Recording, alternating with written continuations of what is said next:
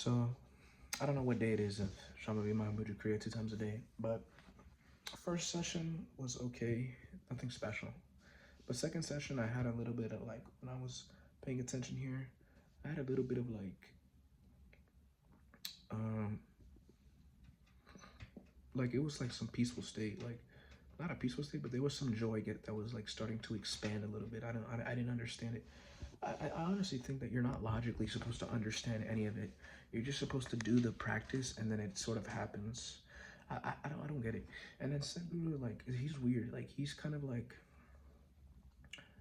he's very weird. He's like, once you get joy, like once your joy is your natural state, then you want to go beyond. But I'm like, I guess like to somebody who doesn't have joy, joy seems like everything. So like if you don't have a constant state of joy, then like to somebody who doesn't have that, having that as a new experience is tremendous and probably really awesome. But then he says that at some point, even joy as a concentrated experience, you want something more.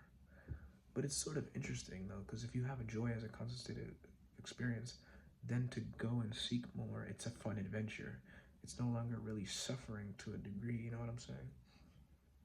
So it's just an attachment. It's not a suffering, but it's sort of an attachment, which is a limitation to being complete. Attaching yourself to the state of joy, which is like the final stage before enlightenment, where somebody gets attached to the deep state of bliss and ecstasy. They're attached to the ecstasy,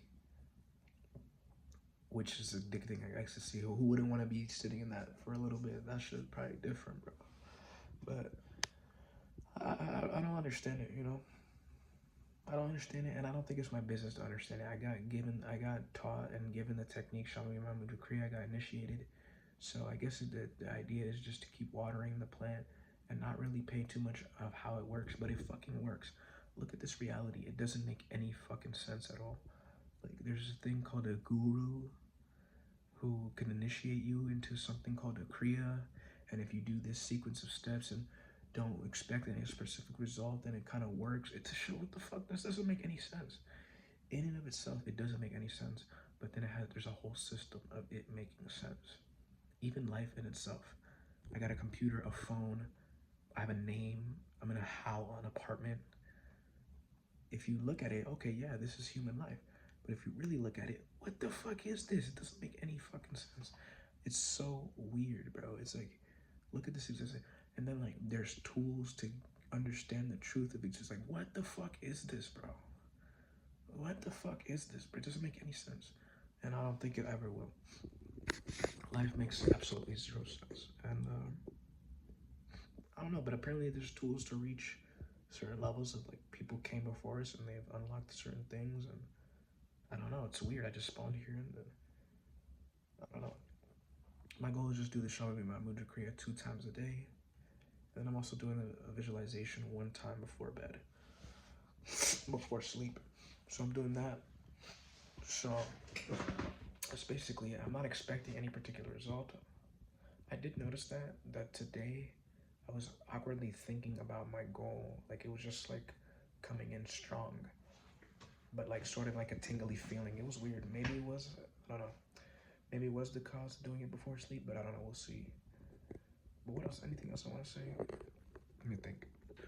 Okay, yeah. With the Kriya, there's a little problem with me with the flutter of the breaths. Like after a while, after like 45 seconds, I would say, it gets really hard to flutter the breath because it becomes like that.